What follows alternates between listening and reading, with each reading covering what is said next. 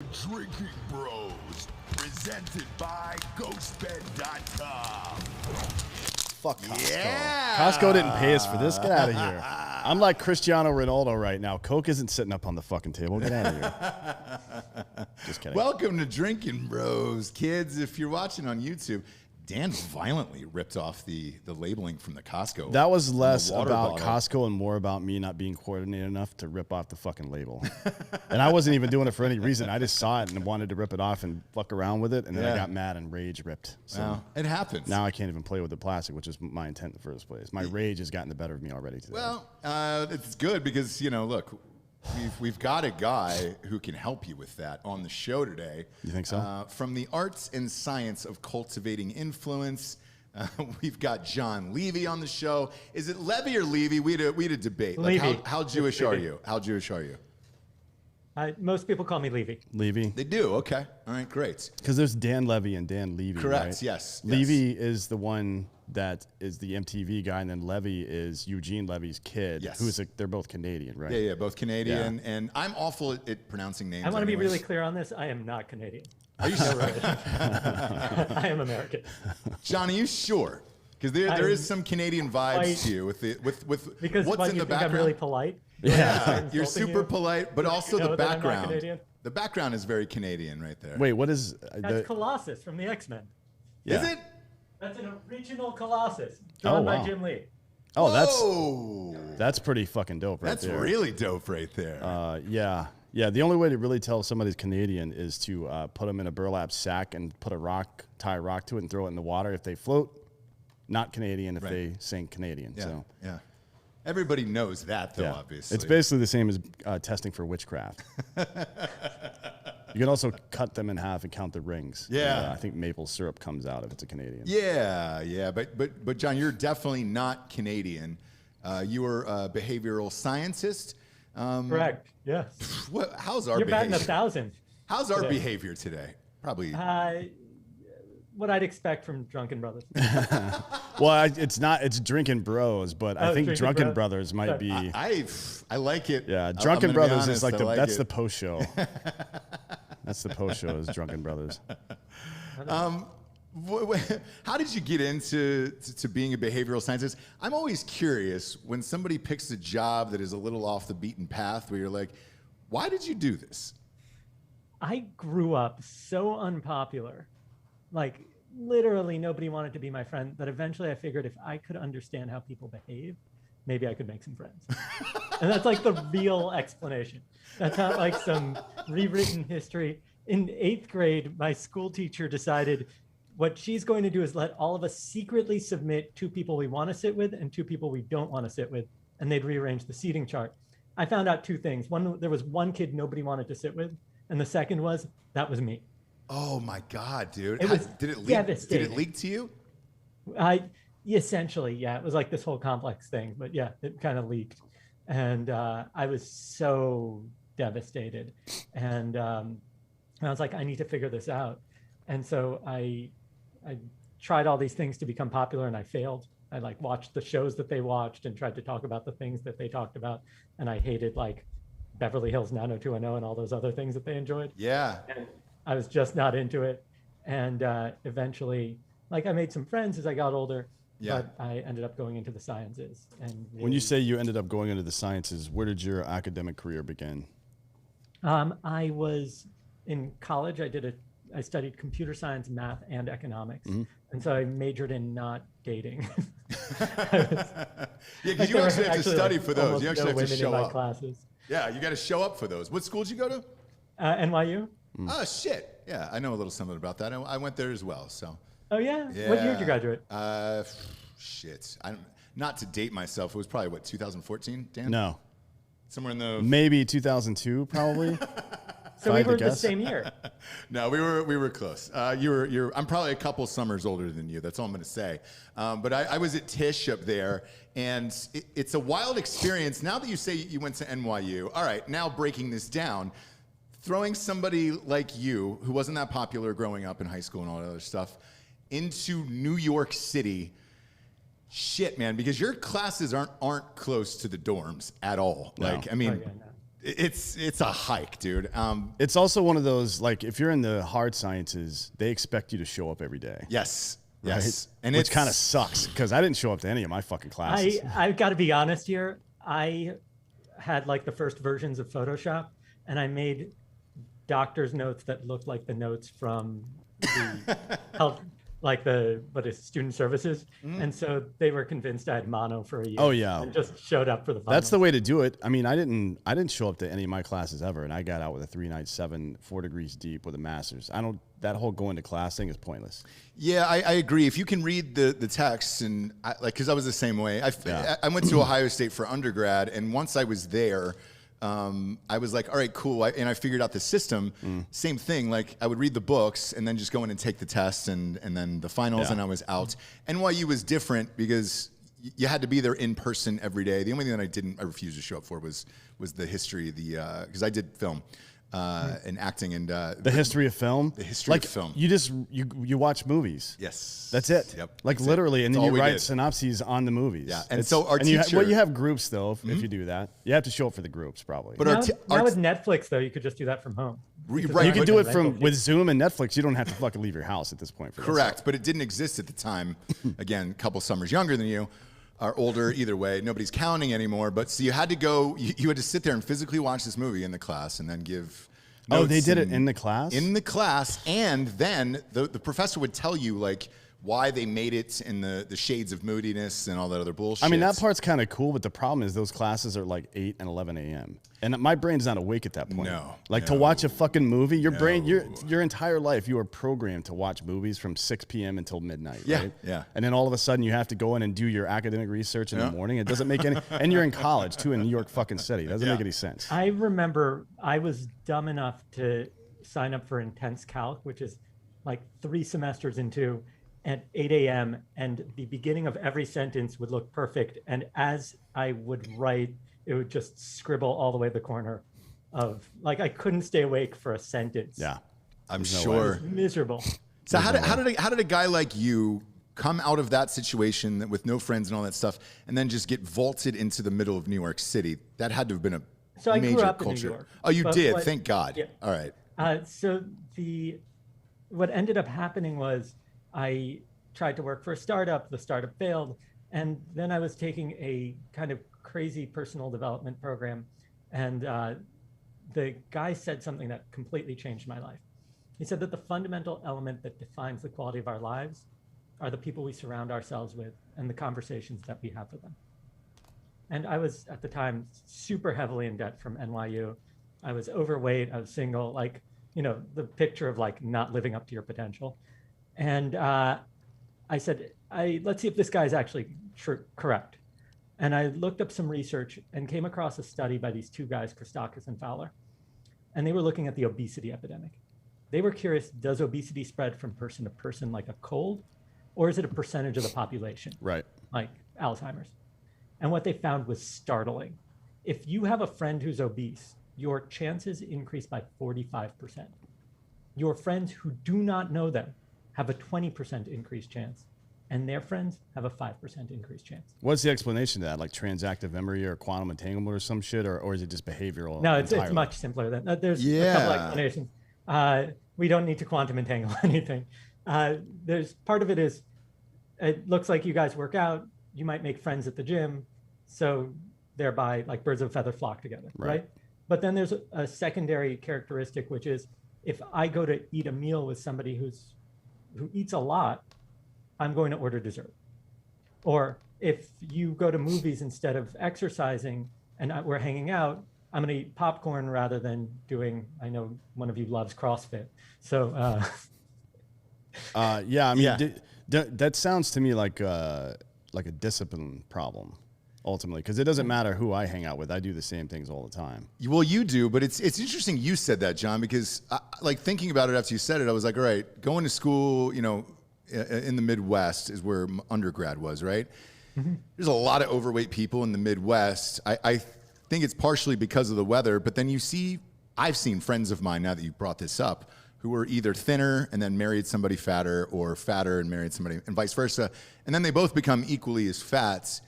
as time goes on, because shit, just thinking about it now that you're saying it, yes, if you're going to dinner and somebody's ordering Italian and they're ordering all these amazing dishes and they're like, oh, try a bite of this, try a bite of this, try a bite of this. Over the years, as that goes on, yes, you're going to get fatter. There's no way around it. So yeah, it is actually the people you surround yourself with. There is a way around it, though. It's called discipline. It is, but listen, I'm with you about like the importance of discipline, but you can tout discipline from here for the next 10 years and it won't cover the gap. It just doesn't. There's something called ego depletion, which is really well documented. And one of the craziest studies, they looked at the probability of getting parole at your parole board hearing, right? So you're in jail, or in prison rather, it's your parole board hearing. What is the greatest predictor of if you get parole or not? And it's not good behavior. Humility, probably, I would have to guess. And what? I would say probably humility when you talk to the parole board. Race? I wish it was any of these things. It was, or maybe not race, but it was time of day. If you were first in the morning, you had a 60% chance, and that progressively went down to 0 before lunch. And then after lunch, it went up to 60% until the end of the day. And the reason is that as we get tired, we default to our standard answers. And in the case of parole, it's no. And so we're most open-minded when we're most alert. And so the parole board needs Adderall then? Yeah, or the prisoners need it. Or both. So I think we've just solved the prison problem. Yeah, Adderall for everyone. Well, either just have a couple of fat lines of cocaine out on the table. Everybody does a line. You pass a mirror around, and then everybody's like, all right, now let's get down to fucking business. Because that's how I conduct all of my meetings. Yeah, I mean, but you're hearing the same story, though, probably all day. Sir, I found Jesus. I'm sorry for murdering those people. And, like whatever it is, right? Some dude with a swastika on his forehead. Like, man, I'm super sorry. I'm not racist. I'm not racist. This is a swastika. Yeah, this is actually a Celtic symbol. That was the old me, man. I'm all done with the Nazi shit. Ego deflation. It makes sense. So what did you do? What did you do to turn your life around then? So I ended up saying, all right, if being around, and just to add one more thing, it turns out that same characteristic of weight gain, weight loss is also true for happiness, marriage and divorce rates, smoking habits, voting habits. Like study after study has shown this pattern exists. So I said, I need to figure out how to surround myself with the most influential and successful people that I admire in everything I care about. And I spent about a year studying the behavior of influential people. And then I did something completely insane. I invite 12 people at a time to come to my home.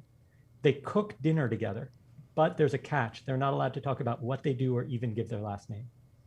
And when they sit down to eat the meal they just prepared, they play a game to guess what everybody does. And then they find out they're sitting with a Nobel laureate, an 8-time Olympian, a celebrity, and editor-in-chief of a magazine. And I've hosted over 2,000 people at 227 dinners in 10 cities in 3 countries. That's dope. It's a good idea. Shit, that's awesome. Who's been the coolest one? Are you allowed to talk about it? Oh, yeah, I can definitely. There are a bunch that I just think are brilliant, right? So there's an Olympian who won 8 medals, I think golds in swimming. I mean, like what a baller. One of my favorites was actually hosting. Wait, let me. Was it Michael Phelps? Yeah, it's got to be Michael Phelps. Nobody else is. Oh, okay. Okay, yeah. He's second. Phelps, I think, has 24 or something. Yeah, he's got something crazy. He won 8 at one Olympics. So I didn't know if he came over to your house like right after that Olympics. No, he was smoking weed right after now. that He's like the face of Modelo. It's crazy if you watch like a basketball game. Yeah. You see him like in all the ads. There's some amazing comedians like Eliza Schlesinger is awesome. Trevor Noah's brilliant guy. I mean, just super smart. Deepak Chopra, Priyanka Chopra. I mean, like I've hosted members of royalty, like everything across the board. Isaiah Thomas is awesome. The basketball player? Yeah. No shit. NBA All-Star. Yeah. One of my favorite moments, though, since the guests get to guess what everybody else does, is I had the vice president of like originals at Netflix at a dinner a few years back. Oh, that's dope. And one of the rules is if you recognize somebody, please tell me. And so that way I don't put you together to cook since you already know each other and you get to meet new people instead. And so she's like, hey, I know that person, Sasha. I almost hired her to run an entire division at Netflix. And I was like, okay, great. You're going to be the last one to guess. And everybody's guessing what Sasha does when we sit down to eat. And she's beautifully dressed, very stylish, pretty young woman. And then the vice president from Netflix says, I almost hired you to run a division. And Sasha goes, no, actually, my full name is Sasha Grey. And what I'm best known for porn is adult film. Yeah. Wow. And so it was so funny because the woman from Netflix literally just hid behind her like napkin being like, I just said that I almost hired her to run a division at Netflix. Well, let's face it, you get a lot more originals coming down the pipeline, if you know what I'm saying. Yeah, it's the drums. Yeah. Everybody knows the beat. Come on. Everybody knows it. Shout out to be fair, she did do a hardcore drama that I believe Netflix ended up picking up. So oh, yeah? Perhaps, yeah, Steven Soderbergh directed it. So perhaps... she might have looked at the film. She was in a movie called The Girlfriend Effect. Correct. Yes, yeah. that was it. Yes, Steven Soderbergh was the director of that.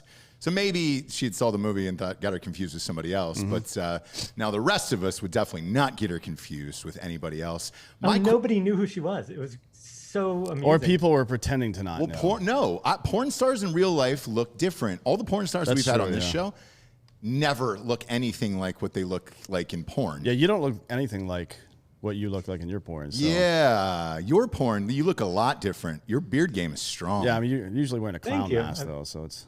It's also the lighting. I've better lighting when I'm on set. And stage makeup is pretty One of the things thick. that consistently happens is that the celebrities don't get recognized at my events. And it's because once you take people out of context, it's really hard to recognize them. That's awesome. How did you get a hold of all of these people to even conduct this experiment or try it? I mean, no offense, but as a guy who grew up unpopular, now you're hanging out with the most popular people in the world, and they're at your house cooking for this experiment. How do you even do that? So the first thing was that the initial guests, right, the first 12, weren't nearly as impressive as the guests are now. I've just been doing this for more than a decade. So as I kept doing it, eventually people would be like, oh, do you know who you need to meet? This person's the writer for The Daily Show, right? And they have an Emmy. And then as more and more impressive guests came, I could promote the fact that, oh, we have Emmy Award winners and so on and so forth. And so then it turns out that it's really easy to find just about anybody's email address. And so I hired a team of researchers that just track down people. And Nobel laureates, everybody has their email addresses because they're usually professors, so they're public. Yeah. Right? Olympians, let's be honest, most people don't actually ever try to reach out to them. That's true. Yeah. Right? So they're so flattered when you actually say, hey, it's been 6 years since the Olympics. We would be honored if you join us. And so most people that you actually want to get in touch with would be super happy to hear from you. It tends to be often the really super high level executives that are tough to get a hold of because they're traveling so much. Right. And everybody wants money and internships from that and things like that. It sounds like you had something of like a precursor to what we would now refer to as the intellectual dark web, right? I mean, I guess maybe yours is a little bit interesting. Yours is a little more broadly scoped, whereas the the intellectual dark web is scientists, philosophers, some people in standard culture, like you're thinking Eric and Brett Weinstein, Friedman, Rogan, fucking Ben Shapiro, Sam Harris, people like that, right? That are on all sorts of sides of the political and social spectrum, but most of whom enjoy conversation and debate, right? Above. I think the intent behind it was to break down barriers and kind of get rid of some of the cancel stuff. You know I've actually never heard of this before. Yeah. IDW, Intellectual Dark Web. They do a lot of stuff on Clubhouse if you're interested. Oh, that's great. I'll definitely look it up. It seems like it's exactly my kind of crowd of interesting people. Anyway, so long story short, I did it a few times and it kept getting people coming. And so I said, okay, I'm never going to stop. And it ended up expanding to all like the major cities in the country. And one of the rules we made was that nobody can lead one but me, so that it doesn't ever, like there's TED and there's TEDx. Yeah. It kind of feels like they lost their brand a bit. I never wanted that to happen. But it's been kind of wild. Like everything great in my life really comes from it. That's amazing. Did anyone ever get any like hardcore arguments at one of these things, or did somebody ever walk out because they were offended by someone? You always wonder when you put so many different groups together, especially now in the times we live in, like politically and things like that, if somebody didn't agree with one another and they would just be like, well, fuck this, I'm out of here. So it's interesting. There was one time where we had a woman turn to another dinner guest when she found out what he did. Mm-hmm. And said, I couldn't like you more as a person, but I couldn't dislike your views of the world more. And he's the editor of The Libertarian. And he was like some, left-wing think tank or whatever it is. But I think that it really goes to show that when you are exposed to the human side of people, like I doubt the three of us would agree on everything in life, right? But because we can find some common ground, we can have a functional relationship. Right. It's when we separate people into their identities and they have no depth. That's what the intellectual dark web is all about. It's about a fucking wholesale rejection of identity politics, of intersectionality, of all that nonsense. I mean, you have on the far progressive side Eric Weinstein, who calls himself progressive. Then you have Ben Shapiro, both of whom agree that this intersectionality thing, reducing people down to all of their individual pieces and then tribalizing everything from there, is fucking stupid. And it is. It's terrible. It's the one poison in social behavior that is consistent throughout all of human history, and the one, for whatever reason, we seem to be moving away from, and then people got afraid and grabbed onto it like it was the fucking like it's sand pouring through our hands. We're trying to grip it. Like, why? Yeah, like we were in the last gasp of all that bullshit, and all of a sudden, I mean, you know what it is? It's media and politicians trying to divide people. That's really all it is. There's this behavioral bias called the frequency illusion. I don't know if you've talked about it before. And you're nodding, so I'm guessing you have. I know what it is, but we haven't talked about it on the show. We haven't talked about it on the show, yeah. So the basic idea is that, when you buy a new car, you suddenly see everybody who's driving that car. Mm-hmm. So you think it's really common. That's how the human brain works, which is if you know to look for something, you think it's really common. So people who just got pregnant think everybody's having kids. Right. Actually, the CDC just announced that we are not even replacing ourselves at the rate that we're having kids, and there's less children being born than ever. So the frequency illusion is that we think that things that are incredibly rare are quite common because we can think of examples or no examples. And those examples tend to be given to us by the media. So when we see some individual who identifies as a Trump supporter going crazy on people, then, everybody who's a Trump supporter must be completely insane. It's a monolith. And it loses all nuance. Yeah, monoliths are never correct, ever. It doesn't make any sense. I mean, it's kind of the point of this country is to, instead of reducing people down to their individual characteristics, reduce people down to their individual actions, which I believe is something along the lines of, let's not judge people by the color of their skin, but the content of their character. Somebody said that at some point. I think it was Dale Murphy from the Atlanta Braves. No, it was Dale Earnhardt. Yeah. R.I.P. I did two Dales. Senior. Two Dales. Senior, they both. Wait, did Dale Murphy wear 3 too? Yeah, he did. Wow. Two guys. Both named Dale. Both number 3. Yeah. Both from the South. Both legends. Both legends, and both believed in that. Yeah. So yeah, nice, isn't it? Yeah. In your book, you talk about all of this. I mean, you've had an unbelievably fascinating life. My producer just told me, and I don't know if this is true, either that or it's an awesome prank. You had the voice at one of these dinners from Who Let the Dogs Out? The guy who the barking dog. So this guy was, is that real? Ridiculous. He was representing the Baha Men. This is a guy who discovered all these kind of famous bands and some less famous bands like Hanson. And they were recording, and one of the Baha Men was supposed to do the voice, I think. And he's like, that's not how you do it. You do it like this. And he comes into the recording, barks, and they're like, okay, we're going to use that. And then it ends up winning a Grammy, and he gets to win a Grammy for barking. No way. So is he part of the Baha Men?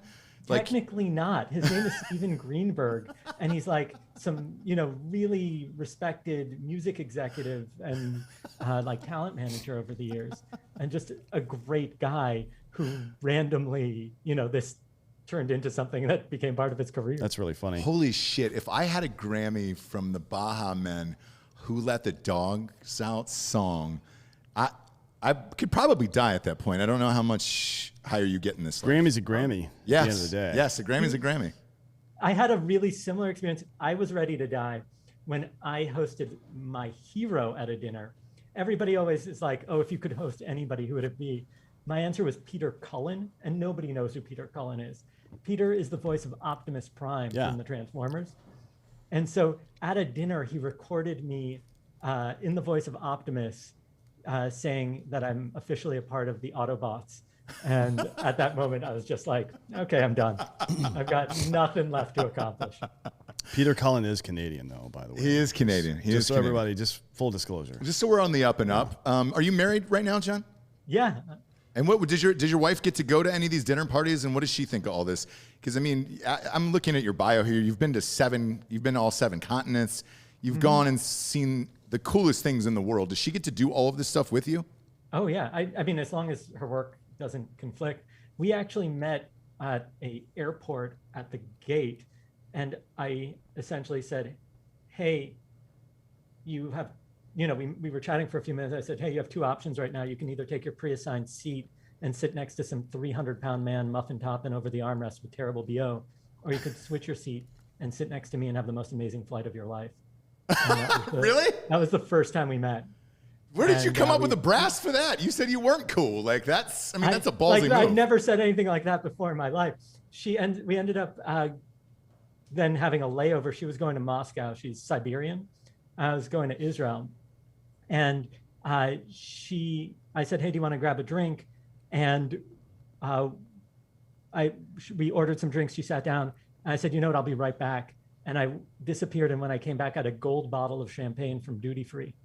And we ended up just getting, kind of sloshed and kissing at the airport and planning a date for a month later. That's great. So this is the woman really that became your wife? Yeah, you married her. Yeah. Oh, for sure. Interesting. Anybody that cool? Like, come on. You got to do anything you can to spend time with them. What a great story. How long you guys been together? 6 years. We met 6 years ago, and we've been married for 3. Holy shit. What a wild ass story. Because you always wonder, right? Who are the people, whenever you see people hitting on each other, like at the airport or in the seats in particular, like every flight I look for this, every single one. There's always one dude who's sitting next to like a moderately attractive girl or whatever, and he's just throwing his best game out. And usually the rows around that guy end up looking around at each other of like, dude, are you hearing the shit that's coming out of this guy's mouth? There's no fucking way this is gonna work. Or that you're going to go home with somebody from a flight. Yeah, it was, I'm not going to say it was my best game, but she's an accepting human being.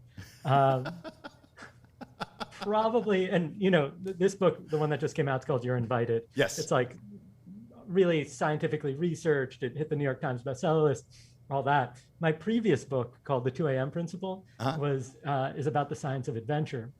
And that one, I was just curious if I could get a publisher to pay me money to go and travel and do research on the science of adventure. So it was kind of a boondoggle, right? Yeah. But as I was doing that, I managed to probably do one of the craziest things I ever did. I was leaving Stockholm at about 5 o'clock in the morning with my best friend, Liam. And we were going through duty free, and we were picking up a few bottles to take to the next city where we were meeting up with my family. And the woman behind the duty-free counter says, ticket, please. And I pass it to her, and she goes, oh, Israel. And I was like, it was 5 o'clock in the morning. I was drunk. I'd come straight from a night out. And I said, yeah, do you want to come? And she goes, yeah. And I go, great, then come. And she says, well, I'm a grad student. It would be really expensive.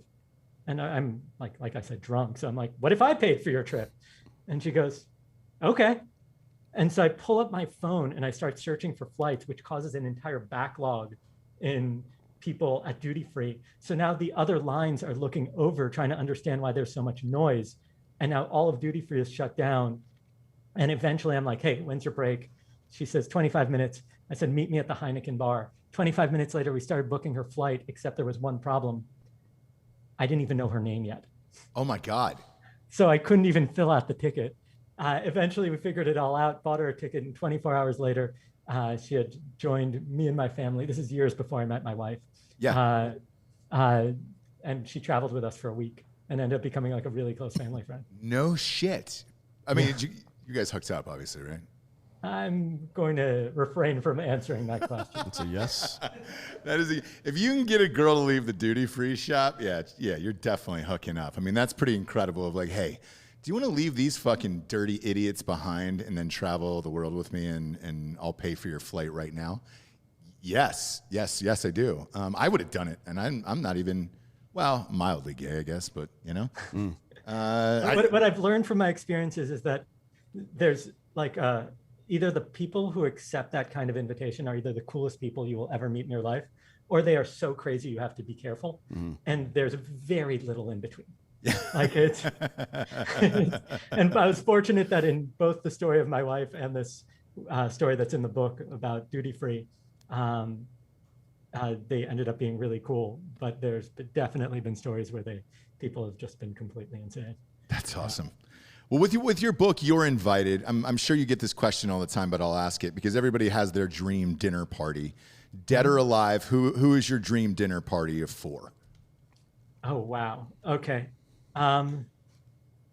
Stan Lee, I never got to host him while he was alive. And have you ever met him? Have you ever met Stan Lee? No, I never met Stan. And it's super frustrating because I've hosted like all the people who helped the Marvel universe come to life, right? So like, and I never got to host Stan. I would really love to meet like my great grandfather. My family's I'm mixed race. My grandfather on that side would be from Yemen, and I know nothing about them because there isn't like much coffee. I'm sorry? That's where coffee comes from, Yemen, originally. The first coffee beans were discovered by Yemeni farmers. Their goats ate some plant and it made them freak out. And that's the story of Yemen. I thought it was... Anyway. It was Yemen. And then, I mean, like, you know, I'd be happy to hang out with any of the classics that people have always pick, right? Like Evel Knievel for sure. Yeah, right? obviously. Dale Earnhardt, who we mentioned Dale earlier. Obviously. Yeah. Who could say no to them? I mean, yeah. How about you guys? Somebody that you've never had on the show that you'd love to have? Maybe I could just send an email. Absolutely. So I'll say this. I've met Stan Lee. I auditioned for him for this one of the Marvel things years ago. The greatest guy ever, the nicest man. He feels like your grandfather and was unbelievably gracious and humbled by the world. And he was super grateful to like all the fans and all that stuff. And he is what you thought he was. So I hope that helps at least. But as far as my dream, it's two of them are in the same group. So it's Mick Jagger and Keith Richards. I'm a huge Rolling Stones fan. One of my son's names is Jagger. I'd like to have dinner with those two guys. And then the other two, you're not going to know who Ricky Henderson is, I'm imagining, right? The name sounds so familiar. He's a baseball player. One of the greatest of all. He's the greatest at speaking in the third person of all time, which I really, really enjoy. But he was my favorite player as a kid. John really appreciates that about people. Yeah. Try it out, like at the next dinner party you host. Just only refer to yourself in the third person. I know, see the looks you get. Because Ross likes it a lot as well. He finds it very, very fascinating. And then I think for the fourth one, it would be Trump. Just after, but Trump now, like today. I want to see what it was really like for him during those 4 years, what, expectations, everything else happened, and then what has happened since.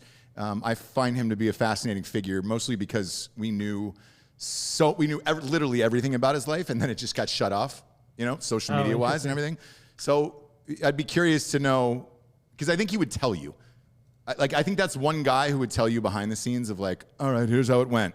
Aliens, all the other stuff that you find out as president and everything else. I think he would actually tell you that at a dinner, where I think that he would have told us if there were aliens. Well, he did have something written into that CDC or that COVID bill where they were going to release, you had to release something about the aliens. There's always weird shit in these bills that come out where you're just like, oh yeah, you can sneak them in. There's a stage where you you don't have to say who did it. And you're like, who did this? And it was Trump for the alien thing. And like, they've been slowly releasing some of it, but a lot of it's been redacted, so you don't know. It'd be. There's also a big difference between an unidentified object and alien, right? Like yes. Yeah. That's like an important. Yeah. So I've actually hosted Marla a few times. Maples, his ex-wife. Oh, Marla Maples. Yeah, she's delightful. And Tiffany used to come to my events with Secret Service, which was always really amusing. Oh, no shit. Tiffany Trump, the daughter you're talking about. Yeah. Yeah. She never came to a dinner because she's still in school and all that. So there's like a committee that picks who gets to come to the dinners. Yeah. So you have to like get to a certain point in your career to be invited. That's cool. Dan, I think yours would probably be scientists, right? Yeah, a couple of them would, for sure. I would like to talk to Carl Sagan because science-wise, he's certainly my hero. But I'd also like to talk to Jonas Salk, who developed the polio vaccine and gave it away, essentially. Yeah, he gave it to the federal government for the cost of his lab fees instead of profiting billions of dollars. Yeah, like these cunts do today. Yeah. Profiting off of people's misery. Galileo, just because he made leaps in science without like any support at all. It was all inside of his own head. And he faced a significant amount of persecution for it, exile even. And then the last one would be Octavian, Julius Caesar's great nephew, who became Augustus Caesar. Okay. Because I think he's probably one of the better leaders in human history. So that's where we're at as people. Couldn't be any more different, but that's the beauty of what you do is like you're getting all of these crazy people from everywhere and doing it, and they're all detailed in your book. You're invited. Trevor Noah, when you said that at the top of the show, he's so famous. Didn't everyone know him once he was there at dinner? So it's interesting. I think 2 of the guests recognized him. Mm-hmm. The issue is that the moment you go by your middle name, then people don't recognize you. It's kind of this funny thing. Deepak Chopra went by his middle name, and one person said, I thought that was Deepak. I just didn't want to seem racist by thinking like all Indian people look the same. So there's this kind of funny reaction that occurs that probably maybe in passing people think something, but they don't want to seem presumptive. But no, there were definitely people who were like, oh, I had no idea. That totally caught me off guard. And that we've hosted a lot of people who are, super familiar, but nobody knows why. Malcolm Gladwell came one time. Yeah. Oh, he's been on the show. He's fantastic. Mm-hmm. My God, I could talk to him for like 5 hours. Yeah. He's a brilliant guy. There was an old TV show back in the day on IFC or Sundance Channel. It was called Dinner for Five with Jon Favreau. And I was a huge fan of that show, but you knew the people, which totally dilutes the experience. What you're doing, though, is like the most fascinating shit of all time because then everybody's on the same playing field. And you're right, you would leave with different reactions after chatting with somebody versus if you actually knew who they are and what their beliefs are and everything. Yeah, I think one of the most important factors is that we built it on behavioral science. And this is what I really dive into in the book, is that there's a fundamental misunderstanding of what causes us to connect and build trust. And so people think that, okay, if I want you 2 to trust me, what I should do is win you over with an expensive dinner or with gifts and things like that. Drugs for Dan, obviously. Like if you gave drugs to Dan, he'd be your best friend. He said forever. It's a requirement for every meeting. You can never have enough. I use the dentist system personally. I don't know if you guys are familiar with the dentist system. I am, yeah. What's the dentist system? It's from Always Sunny in Philadelphia. Yeah, it's from It's Always Sunny in Philadelphia. It's about how he hooks up with women. The first thing you do is demonstrate value.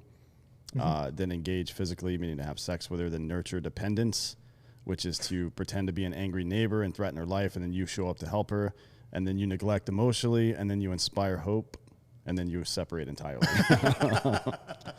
It's fucking stupid. An inspiration to us all. Yeah.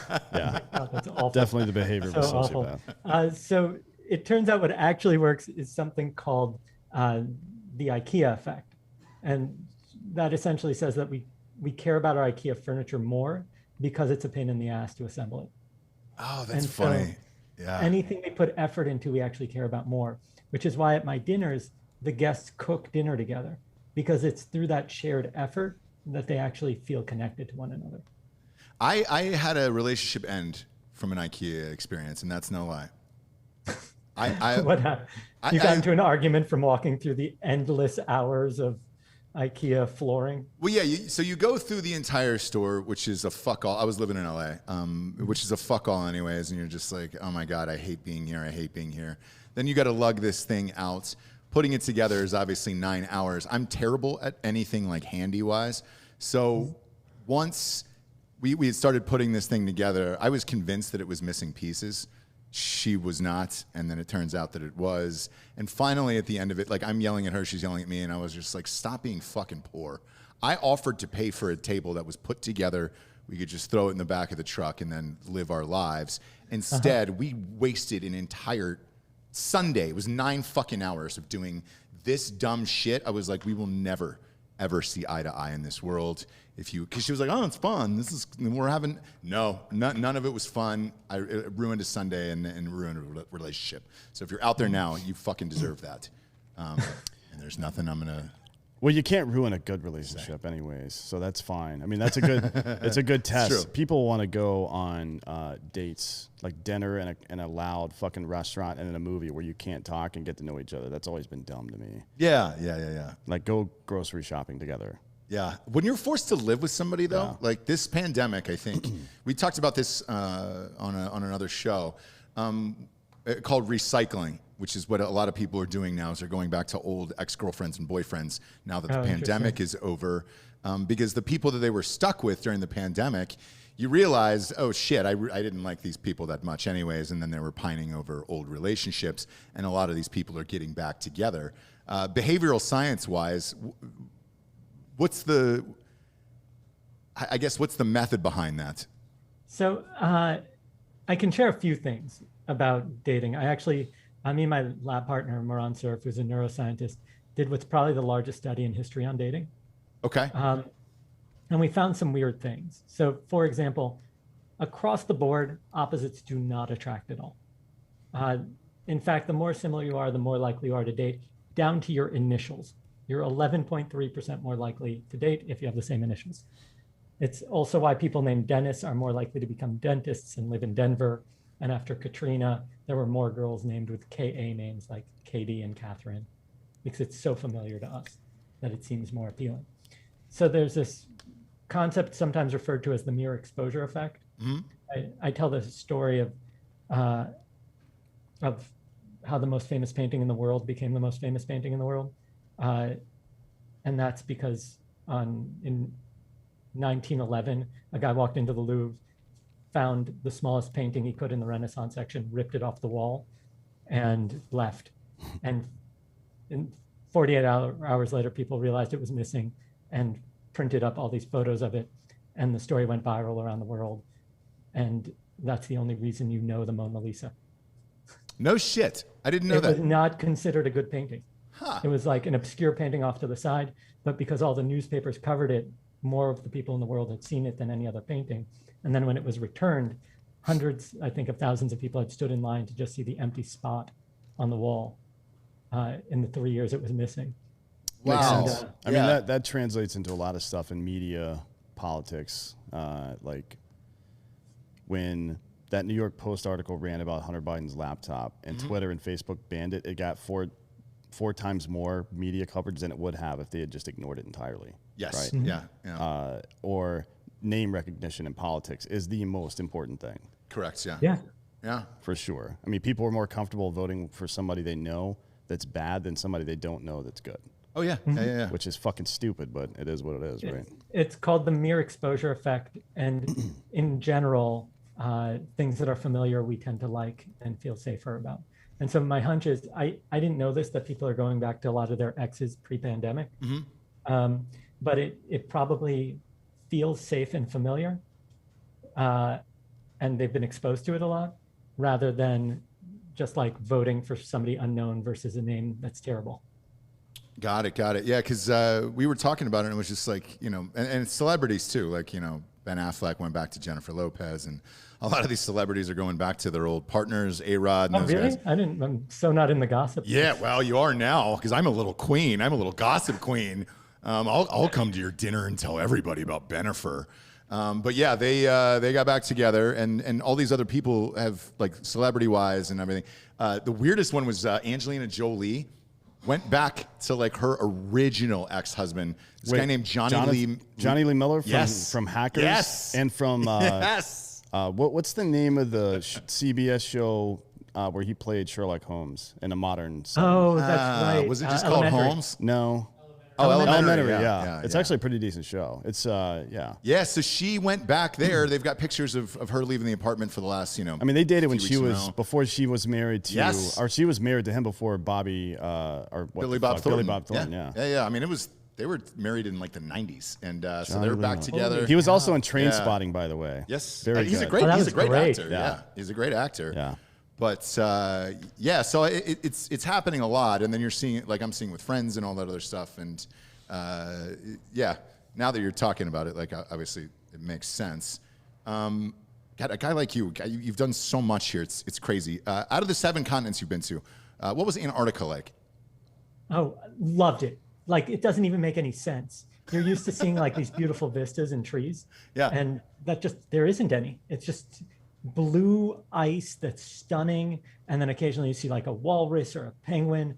And in fact, because I've worked so hard this year, me and my wife are going to go there in December back because I loved it so much. It's Perfect. like nothing. Where does one even stay? Like, is there a Airbnb there, or is there? I think there might be like literally one, but it's what you do is you mostly leave from the southern tip of South America. So Ushuaia, usually in Argentina, it's the southernmost city in the world. You hop a boat and then you boat down for, I think it takes like 3 days to get there. And then you're mostly just on the peninsula bouncing around. And if you're lucky, you get to go do a swim, which is, I'm not sure if you've ever done a 0-degree swim with no training, but it's pretty brutal. Yeah, what happens? I did 2.5 minutes, which is, I'm going to guess, basically like 10 times longer than anybody else on the group. And you just become an idiot. Like you can't think. And then your body gets so cold that it becomes completely numb. So it feels like you're moving tree trunks for legs when you finally get out of the water. And I forgot to get dressed. And when I realized that I should, which was way too long later, my fingers were so cold that I couldn't hold anything to put my clothing back on. Holy So it shit! was, And you want to do this again, is what you're saying? Yeah. So here's the interesting thing. I hired a level 3 Wim Hof breathing instructor to prep me so I could do 10 minutes this time when I go. No. So this time I'm going to be all ready for the cold. Why, John? Why do you want to do It's this? just sounding very Into the Wild. I love it, dude. I love it. Why do you want to do this? I'm a strong believer that when you're willing to be uncomfortable is when the magic happens in life. And so I always try to find something to do that forces me out of my comfort zone. And when you're like now I'm an adult, I'm married and, have a career, I can't do like the stupid go out with no money, like travel around the world, get into trouble kind of stuff that I used to do. Yeah. So I need to find things that are kind of really uncomfortable, but still functional and safe, and I can do without, messing up relationships and things like that. Yeah, no, it makes sense. I don't know why you'd want to do that. I think the coldest, I did one of those polar plunge things on New Year's Day. Oh, yeah, that's great. I think, God, what was the water temperature? I think the water temperature was like 40 or 39 degrees or something like that. Mm-hmm. I was so cold. I was sick for like 3 days afterwards. I can't imagine doing 0 degrees for shit, dude. I mean, it took me forever to warm up. It took me, when I did the 2.5 minutes, they rushed me back to the boat and I ran hot water on me and it felt like I was still in an ice shower the entire time. Wow. My body was just completely messed up. But when you do Wim Hof, the Iceman, the breathing Yeah. technique, then supposedly it's not such a big deal. And Okay. your body's kind of, so we'll see. Yeah, is your wife going to do it too? Is she into that? She's Siberian. So like she grew up with 0-degree plunges. Like it's part of their culture. They go to like the banya, and the like those heated rooms, and then they jump into 0-degree water, and then they go back into the heated rooms. So I don't think she's going to do 10 minutes. I also wouldn't recommend it for her. But yeah, she's going to definitely do it. That's nuts, dude. That's nuts. So on your first book that you were talking about, the 2 a.m. principle, did somebody fund it? Like, did you get an advance for that? Yeah, but the advance was terrible. But yes, yeah, it was like nowadays, because this book was like a really serious book, then I got a real advance. But I got a bit of money that let me travel around for a few months and write, which was amazing. And then those stories some of them made it into the book, some of them didn't. It's funny, man. They used to do cool shit like that back in the day. Publishers don't take that risk anymore. If your social media and all that stuff doesn't align with what they want, they won't just give somebody $60,000 advance to be like, all right, you're a great writer, go and do this crazy fucking, shit, and then come back and write a sweet book about it. Like, they just don't. They want unicorns, right? It's kind of like tech investing. They'll let 10 books fail and then, hoping that one will become maybe, the subtle art of not giving a fuck. Yes. Yeah. I still can't figure that one out. I see it in the airport every single time. It's just an orange cover, and the book is barely like 100 pages or like 150 pages. I ended up reading it because I was just tired of seeing it everywhere. And now that guy has like a series of books of like Mark Manson. Yeah. Yes. And they all have like some form of curse word that's beeped out. Yep. Yeah. I mean, it's his thing, right? And that guy has sold, he's also a former dinner guest. That guy has sold so many copies. Oh yeah. It is just nonsensical. Yeah. It's him and the Atomic Habits guy, like the James Clearson or whatever his name is. Yeah. He gets brought up in all of the meetings when I'm doing book shit. I'm just like, look, man, good luck, because who he didn't know, I'm sure. Did you ask him that at dinner? If any of those guys knew how good their book would do, they would have negotiated a completely different contract. Yeah. They'd have taken like no advance and 50% ownership or something.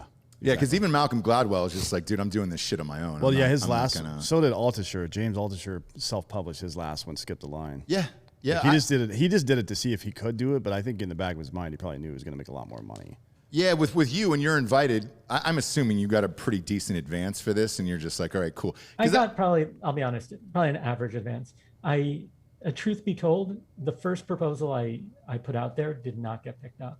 I rewrote that proposal 3 or 4 times. I spent months refining it and rewriting it, and I was really lucky. Hollis Heimbach, who leads Harper Business, really believed in the project, and so she kept meeting with me, refining it, and working with me on it until we came up with something that she was super happy with.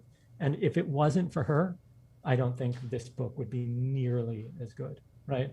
The book I wanted to write was way simpler, and this, I'm super proud of it. It's like a real amazing collection of stories.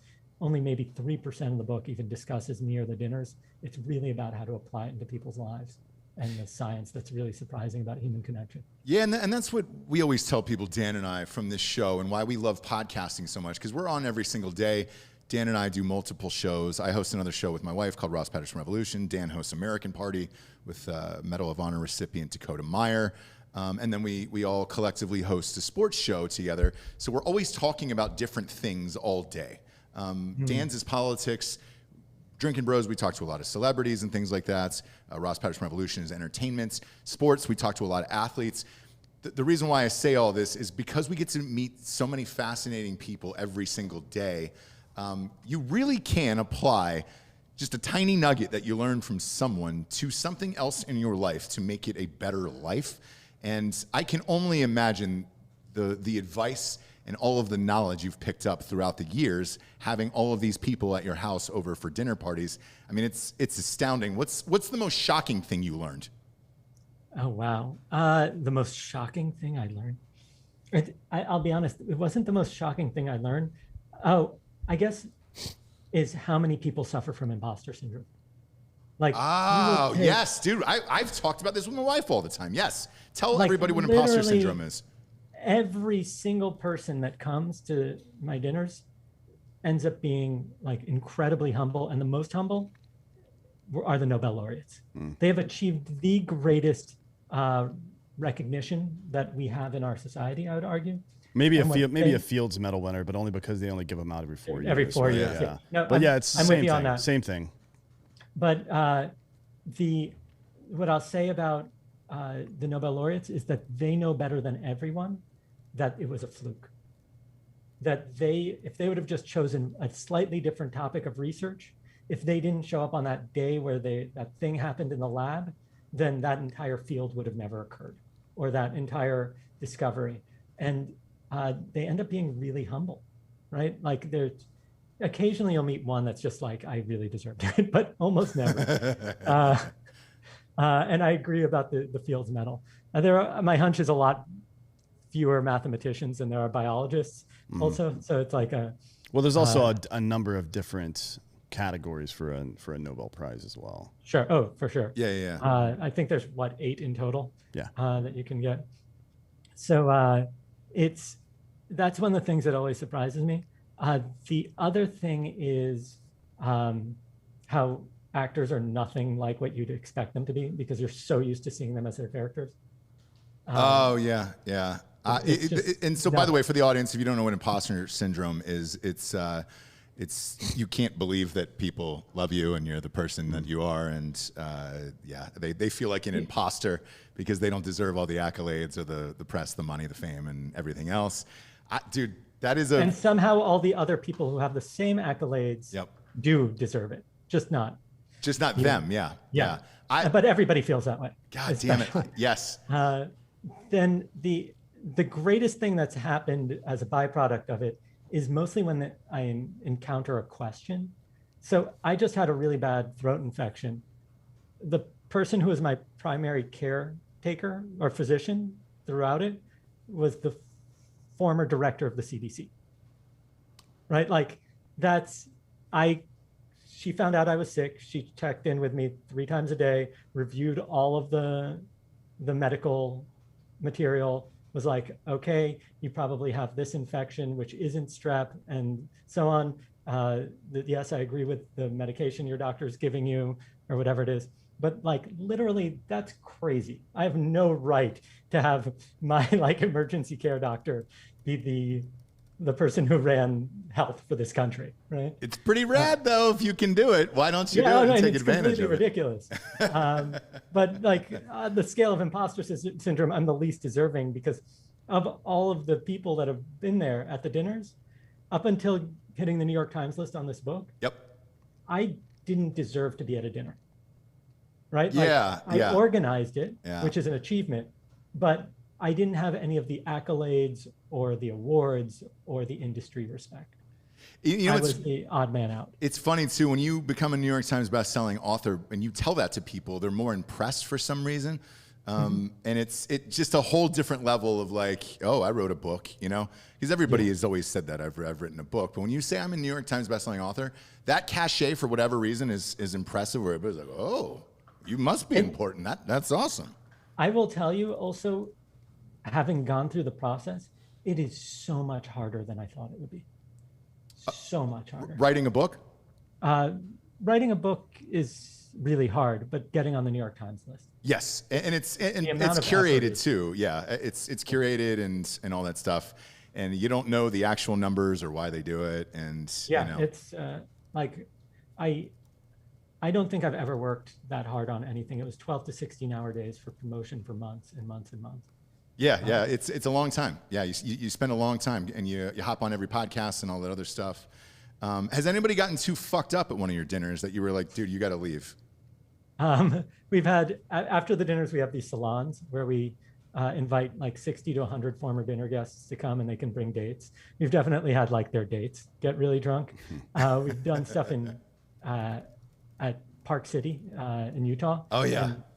And because of the altitude, people got drunk way too easily, and we had people get sick, right? But it was more, I would argue, altitude sickness than it was the alcohol. And we've had we had one person who got super drunk and really paranoid and was convinced that one of the other guests was like out to get them. And it was just so weird because it had nothing like that had ever happened before. But when you host 2,000 people, eventually you get crazy stuff. And then one of my favorite moments was we had a well-known British pop artist who has like fluorescent colored hair and all that, came to the same dinner as Dan Kahneman, the Nobel laureate. Yeah. And nobody knew who either of them were. She sat next to him. And as the big reveals were coming around, she kept holding his hand and like every time she'd find out, like bashing it into the table, being like, oh my God, can you believe that? And this man's like, I don't know, 87 and kind of frail. And we were just super paranoid that he would shatter. But one of my favorite photos to this day is her putting a neon or like whatever it is, colored lipstick mark on his bald head. Oh because my God. It's this like photo that doesn't make any sense. Where would this Nobel laureate and this pop artist ever be around each other? And that's kind of what I love about the dinners, is that we really make an effort to have people that wouldn't normally be exposed to each other spend time together. That's amazing. So you've never partied. Kiefer Sutherland's never been to one of your dinners then, right? Because if so. No. I've partied with him a few times, but no, he's never made it to a dinner. You got any crazy Kiefer stories?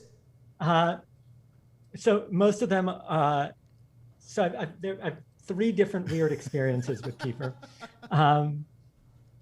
Everybody does. My favorite would be, it was a week before Thanksgiving. This was years ago. It must have been like 2013, 2012 or something, maybe 2014. And my brother came to visit me and he made the biggest mistake. He said, oh, John, I'll meet you for one drink, but then I have to go back to my hotel and hop a flight back to California. And I'm like, nobody's ever had one drink and actually gone to their hotel. You've been warned.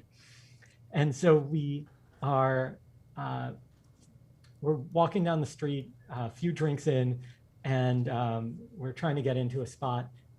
And I see a guy walking into a restaurant with a bar. And I'm like, my brother's name is Amnon. I say, hey, come with me. And he's like, no, we're about to get in. I'm like, just come with me. And we enter it's like a restaurant bar, and it's closed. And as we're entering, the guy says, hey, sorry, we're closed. And I said, Kiefer, is that you? I haven't seen you since that time we had drinks together at the Spotted Pig.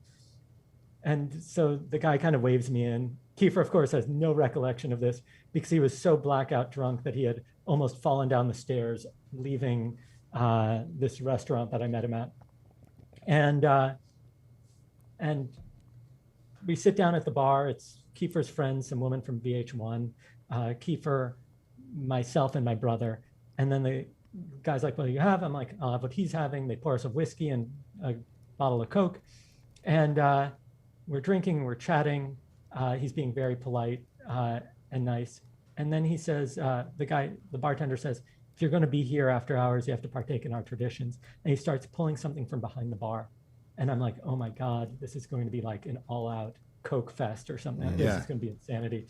And he pulls out something way worse. Jenga. The game Jenga? The game Jenga.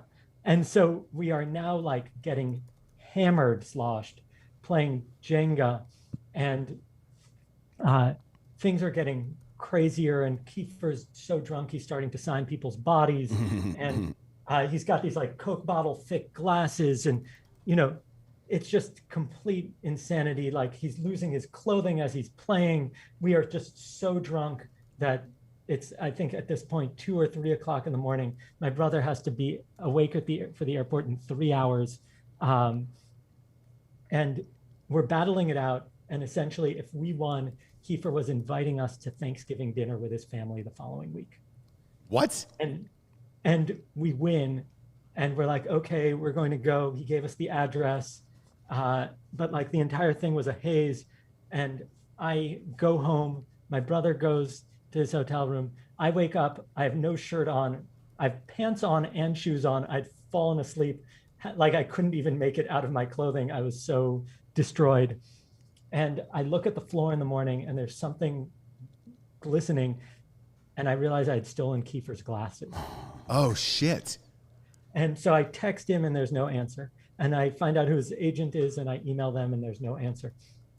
And so there's only one thing to do, which is a week later, Thanksgiving, my brother, the girl I was dating at the time, my brother's wife, and a friend of ours drove to the location, went into this secret floor at a restaurant that's well known, and entered. And he walks up to us dressed really nicely, very proper. His entire family's there. And he's like, who are you? And he clearly just didn't remember me at all, didn't remember my brother. And I pull out his glasses and I was like, hey, when you invited us, you accidentally left these with me. And so clearly they were his glasses, and he looks at me and he's like, fortunately, I can afford to replace them. No shit. And I was like, oh my God, I'm so going to get beat up by Jack Bauer. This is ridiculous. And he ends up being like, oh, come on, and invites us to join him. And we grab some food, and the food's great. And we're all hanging out, and it's his daughters. And of course, like, we're now getting sloshed again, whiskey after whiskey. And one of the daughters is like, hey, we should play a game. And off the shelf at this restaurant pulls out Jenga, and we're back at it again 1 week later. No fucking way. So you actually did have Thanksgiving dinner with Kiefer. Yeah. And and his family. Donald wasn't there, but like his, the rest of the family was there. That's the last time I saw him. It was years ago. But that was very consistent with the other experiences I had. He was always cordial until he wasn't. Yeah. Well, we've told a lot of his stories on our shows before in the past. There's the best one is him jumping through the Christmas tree. You can find it on YouTube. Unprovoked. Yeah, I remember hearing about this. Dove through a Christmas tree, and then the one with Klain where they're buck naked. He's buck naked at Dimples. Drinking is a really funny photo. But yeah, Kiefer doesn't give a shit, dude. That guy gets rocked, and then it's totally fine the next day. I mean, it's amazing. Dude, this conversation has been amazing, by the way. This is the point in the show we get to the Drinkin' Bro of the Week, which is someone who has inspired you or helped you become the person you are today. Who would you like to give the Drinkin' Bro of the Week to? Oh, wow. So I have a super, super close friend. His name is Shane Snow. And Shane is one of these incredibly supportive people. He introduced me to my book agent, who, if it wasn't for him, I definitely wouldn't have a book right now. And he's brilliant. He wrote a book called Dream Teams and a book called Smart Cuts that were Wall Street Journal bestsellers, and just an awesome guy who I love dearly. That's awesome. Who's your agent, by the way? Jim Levin. Okay. I works with Dan Ariely and Ray Dalio and a bunch of other kind of. Just Ray making Dalio. Sure you got to shout him out, because that next book is going to be around the corner. Now that you're a New York Times bestselling author, they're going to want another one. Ray Dalio is a great author too. Principles by him is one of the better books about business that exists. If you haven't read it. Yeah. The first half of it's brilliant. Yeah. The second half of it's like a how-to manual for creating radical canter companies. Pretty much, yeah. Radical transparency, I believe, is the phrase he uses very frequently. Yeah. Look, man, your book is great. It is out now everywhere. It is a New York Times bestseller. You're invited. And Jon, this was awesome, man. Please come back. Come back after you do the plunge in Antarctica. I want to see if you're alive after 10 minutes. I'll send you the video. It's probably going to be me cursing for 10 minutes straight. I'll send you the video. Well, the good thing is we can play that on the show. So you're in good company here. For Jon Levy, D'Anthony Hollaway, I'm Ross Patterson. This is the Drinkin' Bros podcast. Good night, everyone.